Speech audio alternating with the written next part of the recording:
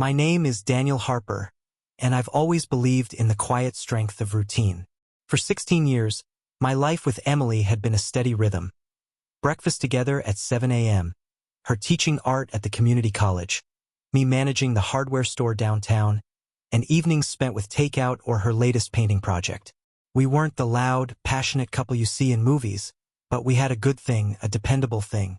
Our house on Maple Street was modest, with creaky floors and a backyard we'd turned into a garden. Emily loved roses, and I loved watching her tend them, her hands covered in soil, her auburn hair catching the sunlight. That was my wife, beautiful in her simplicity, a woman who could make a canvas or a flower bed come alive. It was late September when I first noticed something off. The air had that crisp edge, and the leaves were turning gold, but Emily seemed distracted. She'd always been the talkative one, filling our evenings with stories about her students or her latest art ideas. But now, she was quieter, her eyes drifting to her phone more than me. I chalked it up to exhaustion. Midterms were coming, and she'd been staying late to grade projects.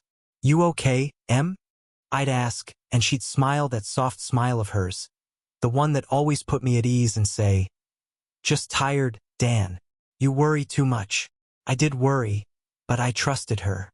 That was the foundation of us, trust. Then came the Saturday I'll never forget. I'd gone to the store early for inventory, leaving her sleeping in. Around noon, I realized I'd forgotten my lunch. Emily always packed me a sandwich, a habit from our early days when money was tight. I decided to swing home. The house was quiet when I pulled up, her car still in the driveway. I figured she was napping or lost in a painting. I let myself in through the garage, my boots heavy on the concrete, and that's when I heard it. A low murmur from upstairs, not just her voice but another, deeper one. My stomach twisted, but I told myself it was nothing. Maybe a friend stopped by. Maybe she was on a call. I climbed the stairs, each step louder in my ears, until I reached our bedroom door. It was cracked open just enough. I pushed it wider and froze. There she was, my Emily, tangled in our sheets with someone else. Not just anyone, but Mark Grayson, the smug real estate guy who'd sold us the house years ago. His hands were on her, her head tilted back in a way I hadn't seen in ages. The room spun. My chest felt like it had been hollowed out. I didn't yell. I didn't move. I just stood there, watching my life crack open like a dropped glass. She didn't see me at first, but he did. His eyes widened, and he scrambled back, muttering something incoherent. Emily turned, her face going pale, and whispered, "Dan, I don't remember leaving.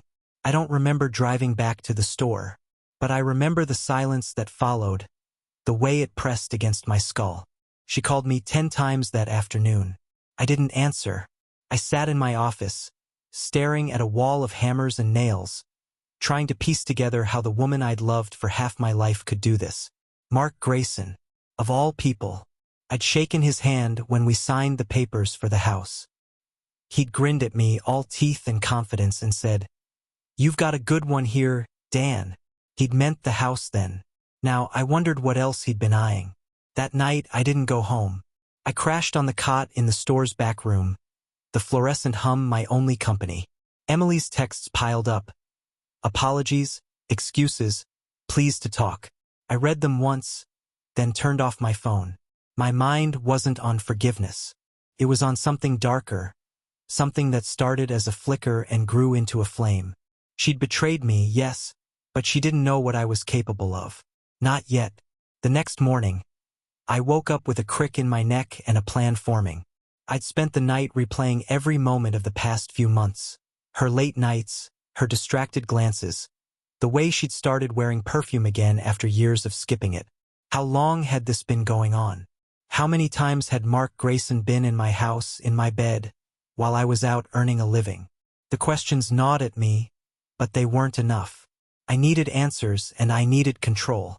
I wasn't the type to scream or throw punches. Not my style. My revenge would be colder, sharper, something she'd feel for years. I drove to the house just after dawn. Emily's car was still there, and the lights were on. She hadn't slept either, I figured. Good. I didn't knock, just walked in like I always did. She was in the kitchen, still in her robe, her eyes red and puffy. When she saw me, she stood up so fast her chair scraped the floor. "Dan, please let me explain," she started, but I held up a hand. "Don't," I said, my voice steady despite the storm inside me. "I'm not here to talk. I'm here to pack." Her face crumpled, but I didn't soften. I went upstairs, grabbed a duffel bag, and started shoving clothes into it. She followed, hovering in the doorway, her words tumbling over each other. "It was a mistake, Dan. It didn't mean anything. I swear, it was just once." I turned, looking at her hard. "Once? In our bed? With him?" She flinched, and I knew it wasn't just once. That was the first cut. Her lie so easy, so practiced. I didn't say more. I finished packing, grabbed my work laptop, and left her standing there, tears streaming down her face. I checked into a motel on the edge of town, a cheap place with stained carpets and a flickering neon sign. It wasn't home, but it was mine for now. I sat on the lumpy bed, opened my laptop, and started digging. Emily wasn't tech-savvy. She used the same password for everything. Rosegarden92. I logged into her email first. There they were, dozens of messages between her and Mark going back 6 months. Dinner plans, late-night meetups, even a weekend trip she told me was a work conference. My hands shook as I read, but I kept going. Then I found the photos, nothing explicit, thank God, but intimate enough. Her smiling at him in a restaurant, his arm around her on a park bench. My park bench where we'd sat on our anniversary. I didn't stop there. I logged into her bank account next. She'd been careful, but not careful enough. Withdrawals for cash, hotel charges, a new dress she'd never worn for me. Every line was a stab, but it was fuel, too. I printed it all, emails, photos, statements, and stashed them in a folder. Evidence wasn't enough, though. I wanted her to hurt like I was hurting, and I wanted Mark to pay, too. That's when I remembered something. Mark's business relied on reputation. He sold trust as much as houses. And Emily? She lived for her art, her students, her little world of praise. I could take that away. By noon, I'd called my lawyer, Tom Reed. He'd handled my dad's estate years ago. A no-nonsense guy who didn't waste words. "Divorce?" he asked when I laid it out. "Not yet," I said. "I want options. I want leverage." He told me to sit tight, gather more, and keep my head down. I agreed, but I wasn't sitting still. I drove to the hardware store, pulled up the security footage from the parking lot. It faced Mark's office across the street. Sure enough, there was Emily's car, parked there late more than once. I saved the files. This wasn't just betrayal anymore. It was a war I'd win piece by piece. The hardware store became my headquarters. I spent the next few days there, sleeping on the cot, eating takeout, and building my case. Customers noticed I was off. Old Mr. Jenkins even asked if I was sick, but I brushed them off with a tight smile. Just a rough week, I'd say, and they'd nod, not pushing. Small towns like ours thrived on gossip, but I wasn't ready to feed it yet. Emily kept calling, texting, even showed up once, banging on the locked store door after hours. I watched her through the blinds, her face desperate, but I didn't open it. She didn't get to see me break. I started with Mark. His real estate office was all glass and polished wood, a showroom for his ego. I knew his type, charming until cornered, then slimy. I dug into his online life first. His website boasted integrity in every deal, and his social media was full of family photos. Wife, 2 kids, a golden retriever. Perfect, except for the part where he was sneaking around with my wife. I cross-checked his posts with Emily's emails. Sure enough, dates lined up. Times he'd claimed to be at open houses or client meetings were when he'd been with her. I saved screenshots, timestamps, everything. Then I went deeper. Mark had a side hustle flipping houses, and I'd heard rumors he cut corners, cheap materials, shady permits. I called a buddy, Jake, who worked at the county office. "Can you pull records on Grayson Properties?" I asked, keeping it casual. Jake didn't ask why, just said he'd get back to me. 2 days later, he dropped off a stack of files, violations, fines, a couple of pending complaints. Nothing huge, but enough to twist the knife if I played it right. I thanked him with a six-pack and added the papers to my growing pile. Emily was trickier. Her world was softer, less tangible. She wasn't a cheater in the financial sense, but she had her weaknesses. Her art career was her pride. She'd won local awards, had pieces in galleries, taught classes that adored her. I remembered how she'd beam when a student called her inspiring. That was her currency. I logged into her college email next, same password, same carelessness. There were messages from students, colleagues, and, buried in the clutter, a thread with Mark. He'd critiqued one of her paintings once, called it stunning, and she'd gushed back. That was the start, I realized, the spark that lit the fuse. I didn't stop at emails. I drove to the college after hours, parked across from her studio. Her lights were on, and through the window, I saw her pacing, phone in hand. She wasn't painting, just fretting. I waited, and sure enough, Mark's sleek black SUV pulled up. He went inside, and they talked, her hands waving, his head shaking. No touching this time, just tension. I snapped photos from my truck, the timestamp glowing on my camera. It wasn't much, but it was another brick in the wall I was building. That night, back at the motel, I laid it all out, photos, emails, bank records, property files. It was a map of their affair, a timeline of my humiliation. But it was also power. I could expose Mark to his wife, his clients, the town. Emily, I could hit harder, her job, her reputation, her art. I didn't want her begging forgiveness. I wanted her begging for mercy. The plan was taking shape, but it needed precision. I called Tom again. What if I don't just divorce her? I asked. What if I ruin them first? He paused, then said, legally, you've got room. Just don't cross lines I can't defend. I hung up, smiling for the first time in days. Lines were made to be bent. By the end of the week, I was a ghost in my own life. I hadn't shaved. My clothes smelled of coffee and motor oil, and my employees tiptoed around me like I might snap. Maybe I would've if I didn't have this purpose keeping me upright. Emily had stopped trying to reach me directly, but her sister, Claire, called once. She's a mess, Dan, Claire said, her voice sharp. You can't just disappear like this. I laughed, a dry, hollow sound. She disappeared first, I said, and hung up. Claire didn't know the half of it, and I wasn't about to enlighten her. Not yet. I focused on Mark next. His weak spot was obvious, his business. I started small. Anonymous tips to the local paper about Grayson Properties, questionable practices. I emailed the county files to a reporter I knew, Lisa Tate, who loved a good scandal. Check the permits on these flips. I wrote from a burner account. Might be a story. She called me back on the store line, fishing for more.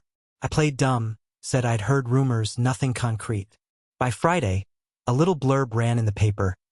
Local real estate firm faces scrutiny over code violations. It wasn't front page, but it was a start. I saw Mark at the coffee shop that morning, his jaw tight, phone to his ear. Good. Then I went after his personal life. His wife, Sarah, was a yoga instructor, all about positivity and balance. Ironic, given her husband's habits.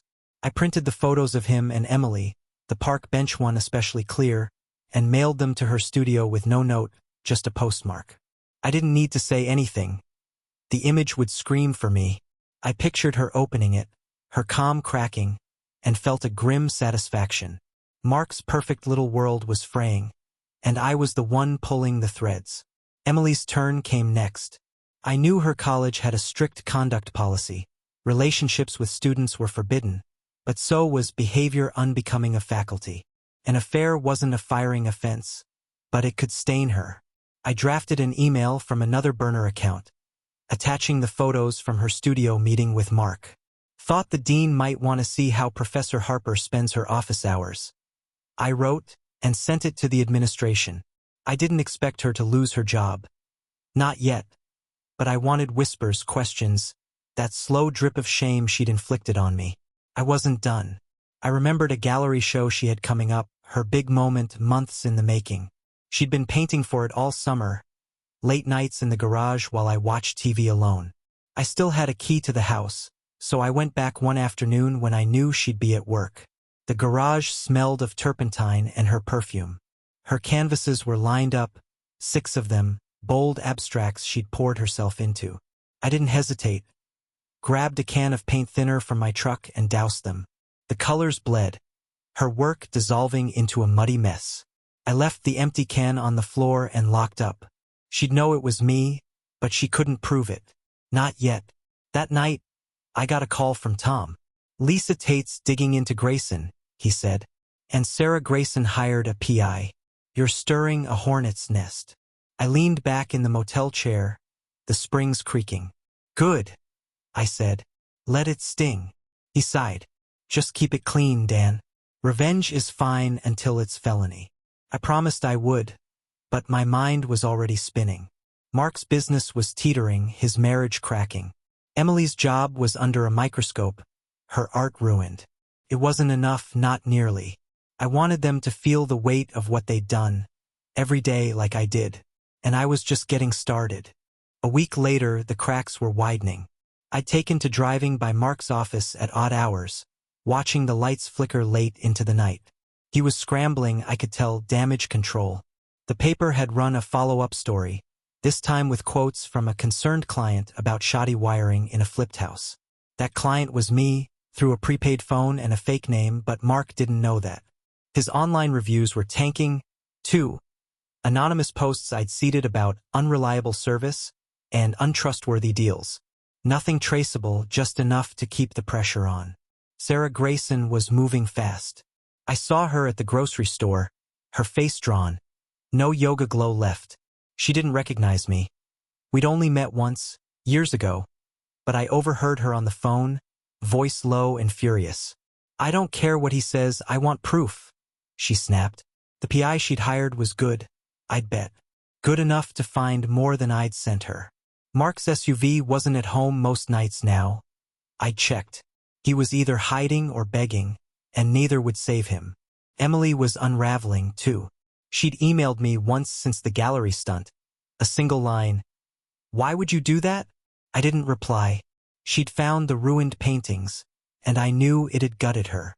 Good. Her show was canceled. Word got around the art circle fast, and I'd made sure of it. I'd called the gallery owner, posing as a concerned friend, and mentioned her personal issues affecting her work. They didn't want the drama. Her students were whispering, too. The dean's office had called her in. I learned from a clerk I knew there. No formal discipline yet, but the stain was spreading. I kept building. I found Mark's biggest client, a developer named Greg Holt, through some old store receipts, nails and lumber for a project last year. Greg was a straight shooter, hated being lied to. I mailed him a packet. The county violations, a photo of Mark with Emily, and a note. "Your partner's not who you think," I wrote. No signature. Greg called Mark's office the next day.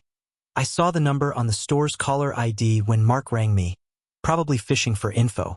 I didn't pick up. Let him sweat. Then I hit Emily where it had hurt most. Her roses. I waited until midnight, drove to the house, and crept into the backyard. The garden was her sanctuary, her pride. I brought a jug of bleach from the store, poured it over every bush, every bloom. The petals wilted fast, the soil turning white. I stood there, watching it die, and felt nothing. No guilt, no triumph, just a hollow calm. She'd wake up to that and she'd know. I left before dawn, the jug tossed in a dumpster across town. By morning, the town was buzzing. Mark's office had a closed until further notice sign up. Sarah had kicked him out. I saw his SUV at a cheap motel, not mine, but close enough. Emily's car was gone from the house when I drove by. Claire's was there instead. She was probably hiding at her sister's, licking her wounds. I didn't care. I went back to the store, opened late, and sat at my desk, the folder of evidence spread out. It was a war chest now, and I was winning. But it still wasn't enough. I wanted them broken, not just bruised. I wanted them to look at each other and see only ruin. And I had 10 more moves to make. The hardware store felt more like a bunker now, my command center in a silent campaign. The shelves of screws and paint cans were my audience, bearing witness to the slow unraveling of two lives I'd once trusted. It was mid-October, the air outside sharp with the promise of winter, but inside, I was burning. Emily and Mark had taken something from me. Years of faith, a home I'd built with her, and I wasn't stopping until they had nothing left to hold on to. My hands were steady as I plotted, my mind a steel trap snapping shut on every detail. Mark's downfall was accelerating. The developer, Greg Holt, had pulled out of their latest deal. I heard it from Jake at the county office, who'd seen the paperwork stall. Greg wasn't the type to forgive sloppy work or personal baggage, and I'd given him both. Mark's online presence was a mess now, too. I'd spent hours crafting more reviews, subtle enough to dodge suspicion. Accounts with vague names like Homebuyer22, complaining about missed deadlines and hidden fees. His rating dropped to 2 stars, and his phone wasn't ringing like it used to. I drove by his office again, saw the signs still up, the windows dark. He was bleeding money, I knew it, and I hadn't even played my best card yet. Sarah Grayson was my next lever. The PI she'd hired had been busy. I spotted a guy in a gray sedan tailing Mark's SUV one night, snapping photos. I decided to help him along. I printed more of Emily's emails, the flirty ones where she called Mark my escape, and mailed them to Sarah's studio again. This time, I added a note. Ask him about the weekend in Portland. That trip had been a lie to me, Emily's conference. And I wanted Sarah to feel the same sting I had. I imagined her reading it, her zen facade shattering, and it fueled me. She'd confront him and he'd squirm. Perfect. Emily was retreating, but I wasn't letting her hide. Claire had taken her in, I figured, so I shifted focus to her social circle. She'd always been proud of her artsy friends. Painters, poets, the kind who sipped wine and praised her talent. I knew a few from gallery nights, like Beth Carter, a sculptor who'd once called Emily a visionary. I called Beth from a payphone outside the motel, voice low. Hey, it's Dan Harper. You hear about Emily and Mark Grayson? Beth stammered, caught off guard. What do you mean? She asked. They've been sneaking around, I said, casual but cold. Thought you should know, since she's your star. I hung up before she could pry. Word would spread. Emily's little clique loved drama as much as they loved her. That night I went back to the house. Not to destroy this time, but to reclaim. I packed more of my things, tools, books, the old radio I'd fixed up with my dad. I left her stuff untouched, except for one thing. Our wedding album. I pulled it from the shelf, flipped through it once, her in white, me grinning like a fool, then tossed it in the fireplace. The flames ate it slow, the edges curling black. I watched until it was ash, then swept it up and dumped it in the trash. She didn't get to keep that memory. Not after this. By morning, I had a new voicemail from Tom. Sarah's filing for divorce, he said. Mark's in deep with legal fees now. You're playing a dangerous game, Dan. I didn't call back. Dangerous, maybe, but I was winning. Mark's empire was crumbling, and Emily's sanctuary was shrinking.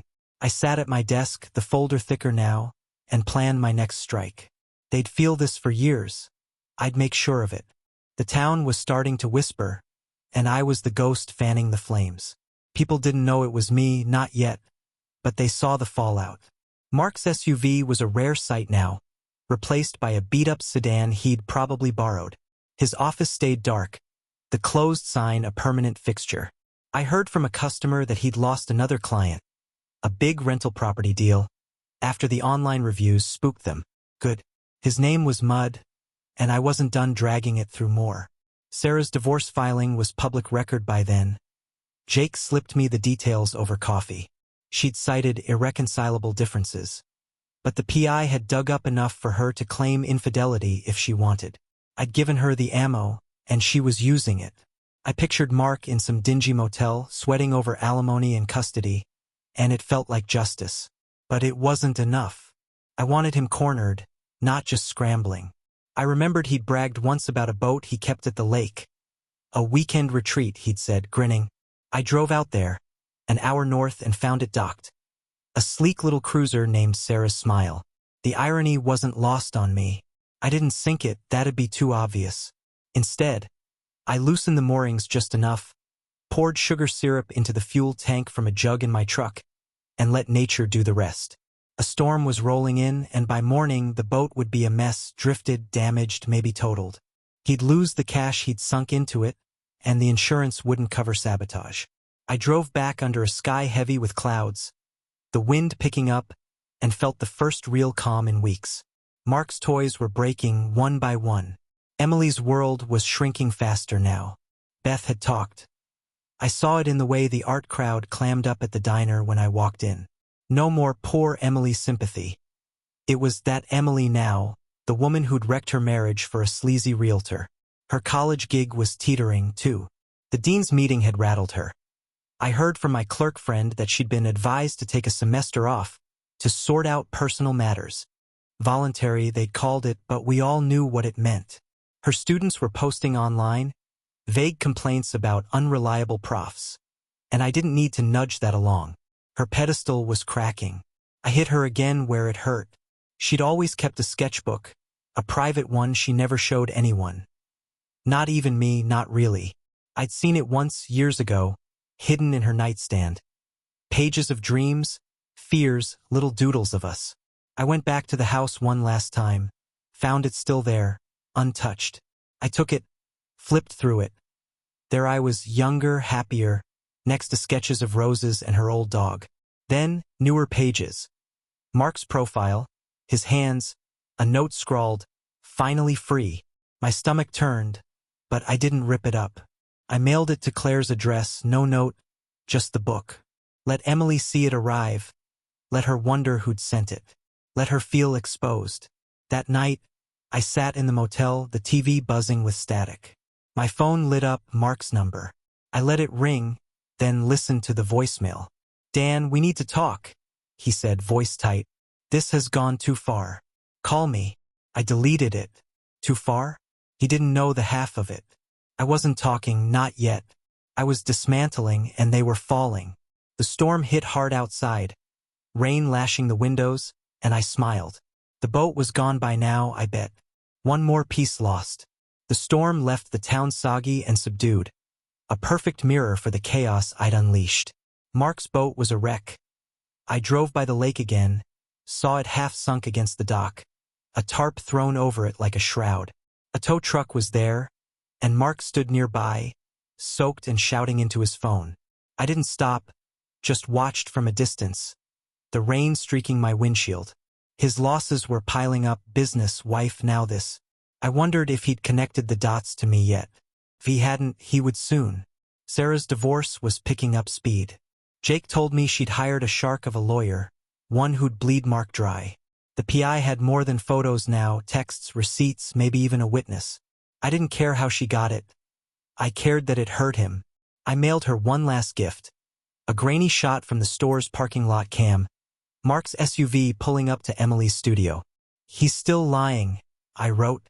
"Let her use it, let it bury him." I wasn't just breaking his life. I was handing her the shovel. Emily was a shadow now. Claire's house had become her bunker, but I wasn't letting her stay safe there. I knew Claire's husband, Paul, from fishing trips years back. Quiet guy, hated mess. Called him, kept it light. "Hey, Paul, how's it going with Emily crashing at your place?" He sighed, long and tired. "It's a lot, Dan. She's not herself." I nodded into the phone. "Yeah, I heard about her and Grayson. Messy stuff. Sorry you're stuck with it." He didn't say much after that, but I'd planted the seed. Paul wouldn't tolerate drama forever. Emily's welcome would wear thin. Her art circle was done with her, too. Beth had spread the word, and the gallery owner confirmed it when I called, pretending to check on the canceled show. "She's toxic right now," he said. "No one wants the baggage." I thanked him, hung up, and added that to my tally. Her job was on ice, her friends gone, her roses dead, her sketches lost. But I remembered something else. Her old car, a beat-up hatchback she'd kept for sentimental reasons. She'd painted it herself, swirls of blue and green, a rolling piece of her soul. It sat in our garage, unused since she'd bought the sedan. I went back under cover of night. The garage was unlocked, careless, like always. The car was there, dusty but hers. I didn't smash it, that'd wake the neighbors. I took a screwdriver from my toolbox, punctured the tires slow and quiet, then scratched the paint deep, ruining her design. I poured the last of my bleach over the seats, the fabric hissing as it soaked in. It wasn't just a car. It was her past, her pride. I left it gutted, locked the garage and slipped away. She'd find it eventually and she'd know. Back at the motel I checked my folder, pages of ruin, a ledger of my revenge. Mark was a husk, Emily a shell. But I wasn't satisfied. I wanted them to face each other, to see the wreckage they'd made, and choke on it. I leaned back, the rain still drumming outside, and started planning the endgame. 8 parts down, 7 to go. The air was colder now, late October wrapping the town in gray. I'd become a fixture at the hardware store, my employees whispering about my late nights and unshaven face. They didn't ask, and I didn't tell. My life was this now. A slow, deliberate dismantling of everything Emily and Mark had built. The folder on my desk was thick, a testament to their betrayal and my response. I flipped through it sometimes, not to relive the pain, but to remind myself why I kept going. Mark was hitting bottom. The boat was totaled. Insurance denied the claim, calling it vandalism, and he didn't have the cash to fight it. His business was a ghost town. Jake said the county was auditing his old flips now, thanks to Lisa Tate's articles. Clients were suing, creditors circling. I saw him at the gas station once, pumping fuel into that borrowed sedan. His suit wrinkled, eyes hollow. He didn't see me, but I saw him, small, diminished. I mailed one last blow to his lawyer's office. A USB drive with every email, photo, and timestamp I'd collected. For discovery, I wrote, let Sarah's shark tear into it. Sarah was thriving in a way. She'd taken the kids and the dog, moved in with her sister, and started teaching extra classes. I heard she'd burned Mark's clothes in her backyard. Petty, but satisfying. I didn't need to push her anymore. She was a force on her own. But I checked her yoga studio's reviews one night, saw a flood of 5 stars from new accounts. Best instructor, so strong. They gushed. I smiled. She'd land on her feet, and he wouldn't. That was enough for me. Emily was fracturing. Paul had called again, voice clipped. She's leaving tomorrow, he said. Claire's done playing therapist. I didn't ask where she'd go. Probably a cheap rental, maybe her parents' place an hour away. Her car, the sedan, was still running, but the hatchback's ruin would hit her soon. I pictured her opening the garage, seeing the slashed tires, the bleach stains and crumpling. Good. Her college had extended her leave, a polite way of saying don't come back. Her students had moved on, her art friends silent. She was alone now, like I'd been that first night. I struck again, quieter this time. She'd always loved the library, volunteered there, ran art workshops for kids. I knew the head librarian, Mrs. Ellis, from store deliveries. I stopped by with a donation, some old paint cans, and mentioned Emily's troubles offhand. Heard she's been unreliable lately, I said casual. Mrs. Ellis frowned, nodded. We've noticed she's missed a few sessions. I left it there. By week's end, her name was off the volunteer list. I checked the bulletin board. Another route pulled up. That night, I sat in the motel, the heater rattling, and wrote a letter. Not to Emily or Mark, but to myself. A list of what they'd taken, what I'd reclaimed. Trust, gone. Home, mine again. Pride, there's now dust. I burned it in the sink, the smoke curling black, and felt lighter. They were falling, but I wasn't rising, not yet. I needed them to see each other's ruin, to taste it. I picked up the phone, dialed Mark's number, and hung up before it rang. Soon, I thought. Soon. November crept in, the trees bare, the town hushed under early frost.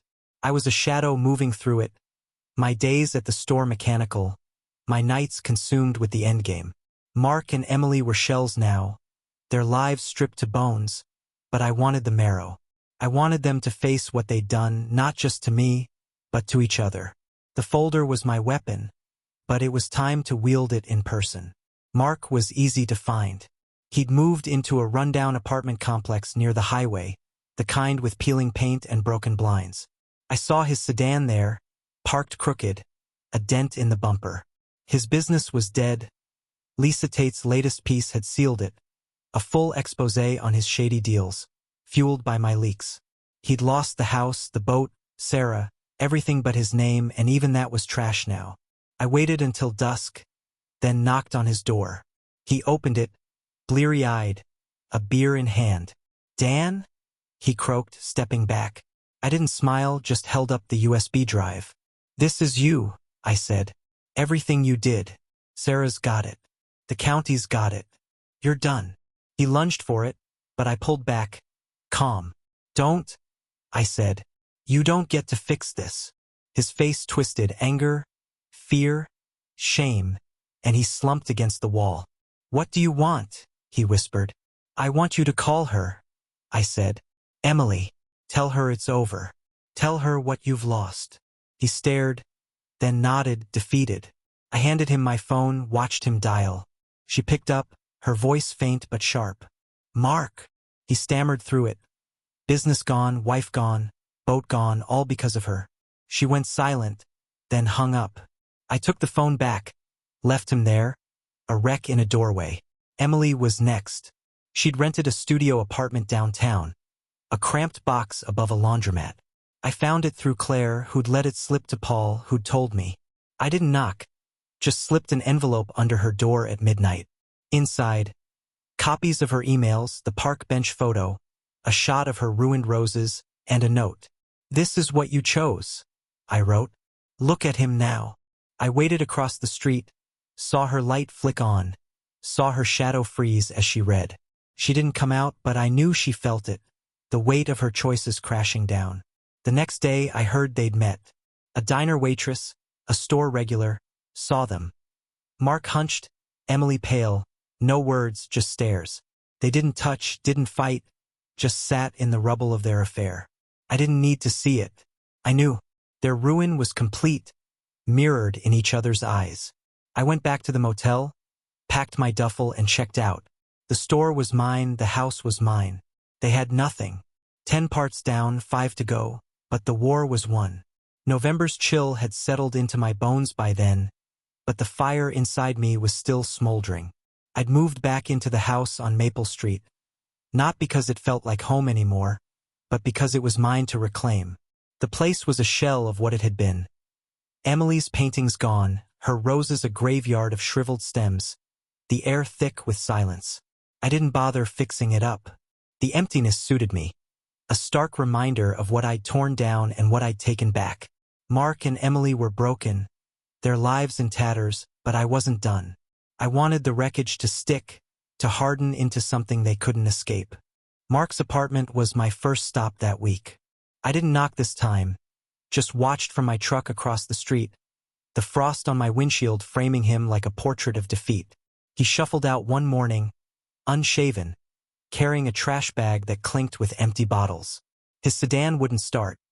He kicked the tire, swore, then walked off toward the bus stop. I followed at a distance, saw him board a rickety city bus headed downtown.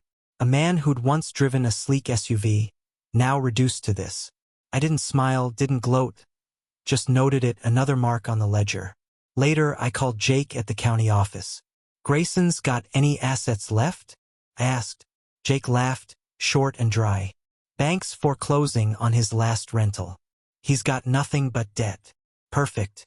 I mailed one final jab to his landlord, an anonymous tip about unpaid utilities and tenant complaints, with a photo of his dented car for good measure. It wouldn't get him evicted, not right away, but it'd keep the pressure on, keep him scrambling. I pictured him begging for extensions, his charm long gone, and it settled something in me. He'd built his life on flash and lies, and now he was drowning in the mud I'd stirred up. I didn't need to see him fall further. I just needed to know he couldn't climb out. Emily was quieter, a ghost haunting her own story. Her studio apartment was a cage, and I made sure it felt like one. I'd heard from Paul she tried to sell some old sketches online. Desperate for cash after the college cut her loose. I found the listings on a local art forum. Her name attached, prices slashed low. I didn't bid. Instead, I created a dozen fake accounts, flooding the comments with subtle digs. Heard she's unreliable. Work's not what it used to be. The posts got flagged, her sales stalled. She pulled the listings within a day. I leaned back in my chair at the store, the screen glowing, and felt the weight of her isolation. No job, no friends, no art. She was a shadow of the woman I'd married, and I'd made her that way. That night, I drove by her place. Her light was on, curtains open just enough to see her sitting at a table, head in her hands. No easel, no canvas, just her, alone. I didn't stop, didn't linger. I'd already taken enough from her there. Back home, I poured a whiskey, sat in the dark, and let the quiet sink in. 11 parts down, and the end was near. They were ruined, but I wanted the ruin to echo. The hardware store was steady that week. Customers trickling in for winter supplies. Salt, shovels, heaters. They didn't ask about Emily anymore. The gossip had faded into a vague hum, replaced by newer scandals. I worked the register, restocked shelves, kept my head down. My employees still watched me like I might crack. But I didn't. I was past breaking now, past rage, past pain. What drove me was colder, a need to seal the cracks so Mark and Emily could never rebuild. I wasn't just winning. I was erasing their chance to recover. Mark's landlord bit on my tip. I saw a maintenance truck outside his complex one morning, heard from a store regular that he'd gotten a fix-it-or-leave notice, late rent, plus the utility mess I'd hinted at. He was on borrowed time now, his options shrinking to nothing. I dug deeper, called an old contact at the bank. Randy, a guy I'd sold tools to for years. Grayson's account's still active? I asked casual. Randy snorted. Barely. Overdrawn, credit shot. He's toast. I thanked him, hung up, and added that to my tally. No money, no home, no hope. I mailed a final photo to Sarah. Just Mark at the bus stop, hunched and broken. This is him now, I wrote. Let her see the end of the man she'd loved. Emily's collapse was subtler but just as complete. She tried the library again, I heard. Begged Mrs. Ellis for her volunteer spot back. I stopped by with another donation. Caught Mrs. Ellis at the desk. Emily still around? I asked offhand. She sighed. She's a mess, Dan. We can't rely on her. I nodded, sympathetic, but inside I was steel. Shame, I said, and left it there. Her last lifeline snapped. I checked her online traces next. Her social media was dormant, her art profiles deleted. She'd vanished from the world she'd built, and I'd pushed her there, step by step. I hit her one more time, small but sharp. She kept a storage unit outside town. Old furniture, supplies, stuff from our early years. I paid for it once, knew the code. I drove out late, unlocked it, and found her past boxed up. A chair we'd painted together, her first easel, photos of us. I didn't destroy it, just took a marker, wrote Mark across every box, every frame, then locked it back up. She'd see it someday, maybe when she tried to sell it, and it'd cut deeper than bleach or paint thinner. I drove home under a starless sky, the road empty, my mind clear. That night, I sat in the living room, the fireplace cold, and flipped through my folder one last time. It was a museum of their ruin, emails, photos, records, all my moves documented. I didn't need it anymore. I tossed it in the hearth, struck a match, and watched it burn. The smoke stung my eyes, but I didn't blink. 12 parts down, 3 to go. The end was here, and it was mine. Winter tightened its grip. The town blanketed in a thin snow that muffled everything but my thoughts. I'd won. Mark and Emily were husks, their lives stripped bare. But victory didn't feel like I'd imagined. It wasn't joy or relief, just a heavy quiet, a sense of something finished. The house was mine again, the store humming along, my routine rebuilt. But I wasn't done. I wanted them to know it was me, to see my hand in every fall, every loss. Not for cruelty's sake, but for closure. I'd built this ending, and they'd face it. Mark was first. I tracked him to a dive bar on the edge of town. Word was he'd been there most nights, drinking what little cash he had left. I walked in late, the air thick with smoke and stale beer. He was at the counter, slumped over a glass, barely recognizable from the polished guy who'd sold me a house. I sat 2 stools down, ordered a drink, and waited. He glanced over, eyes foggy, then froze. "Dan?" he mumbled. I turned, met his gaze, and slid a photo across the bar, the park bench, him and Emily. "You remember this?" I asked, voice low. He stared, hands shaking. "I did this," I said. "The boat, the business, Sarah. All of it. Because of you." He didn't fight, didn't curse, just deflated, head dropping to the bar. "Why?" he whispered. "Because you took what was mine," I said, standing. "And I took it back." I left the photo, walked out into the snow, and didn't look back. He knew now, and that was enough. His ruin wasn't just circumstance, it was me, every step. I drove home, the heater buzzing, and felt the weight shift. One down. Emily was harder to find. She'd left the studio apartment, evicted, I heard, after missing rent. Claire wouldn't say where, but I knew her parents' place was the likely spot. I drove an hour south, found the old farmhouse tucked off a dirt road. Her sedan was there, parked crooked in the snow. I didn't go in, just left an envelope on the windshield, taped against the wind. Inside, a single rose petal, brown and brittle from the dead garden, and a note. "I ruined you," I wrote. "The paintings, the job, the car. Me. I didn't sign it. She'd know." I watched from a distance, saw her step out later, coat pulled tight. She found the envelope, opened it, and stood there, snow catching in her hair. Her shoulders shook, but I couldn't hear if she cried. I didn't need to. She knew now, too, the hand behind her fall, the price of her choice. I turned the truck around, headed back, the road stretching dark and empty. 13 parts down, 2 to go. The confession was out, the mirror held up. They'd see me in every shadow now. The snow kept falling, a steady drift that buried the town in white. I was back at the house, the store closed early for the weather. The living room was bare. No photos, no art, just a couch and a TV I rarely turned on. I'd won, confessed, laid it bare for Mark and Emily to choke on. But the quiet wasn't peace. It was a void, a space where something used to be. I didn't regret it, not a single move, but I wondered what came next. Revenge had been my engine. Now it was idling, and I had to steer. Mark's bar scene stuck with me. I didn't go back, didn't need to, but I heard he'd been kicked out a few nights later, too drunk, too broke. A customer mentioned seeing him at the bus station, a duffel bag at his feet, heading somewhere cheap, maybe out of state. His apartment was empty now, the landlord glad to be rid of him. Sarah had the kids, the house, a clean break. I mailed her a last note, no photos, just words. "He's gone. You're free." And signed, but she'd guess. I didn't care if she thanked me. I just wanted her to know the slate was wiped. Emily's parents' place was her prison now. Claire called once, voice tight. "She's not eating, Dan. She just sits there." "What did you do?" I didn't answer, just said, "Ask her." And hung up. I'd seen her with the envelope, seen the collapse. She wouldn't sell art again, wouldn't teach, wouldn't bloom. The rose petal had said it all, her garden, her life, dead by my hand. I checked her old online haunts one last time, nothing, a digital grave. She was gone from the world I'd known, and I'd buried her there. I cleaned the house that week, not to restore it, but to claim it. I swept out the last of her traces, stray hairs, a forgotten scarf, a tube of paint under the sink. I boxed it up, dumped it at the curb. The garden stayed dead.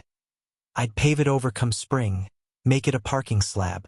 No more roses, no more her. The store was thriving, winter sales up, my focus sharp. Customers nodded at me now, not with pity, but respect. I'd survived, they thought. They didn't know I'd conquered. That night, I sat on the porch, snow piling on the steps, and lit a cigarette. First one in years. The smoke curled into the cold, and I thought about them. Mark, running. Emily, fading. Me standing. 14 parts down, 1 to go. The end wasn't loud. It was this, a quiet triumph, a life remade. I flicked the butt into the snow, watched it hiss out, and went inside. Tomorrow was mine. March 23, 2025, rolled around, the date crisp in my mind as I stood in the hardware store. The snow long melted, the town waking up to spring. The house was mine now, fully, deed in my name, divorce papers signed months back.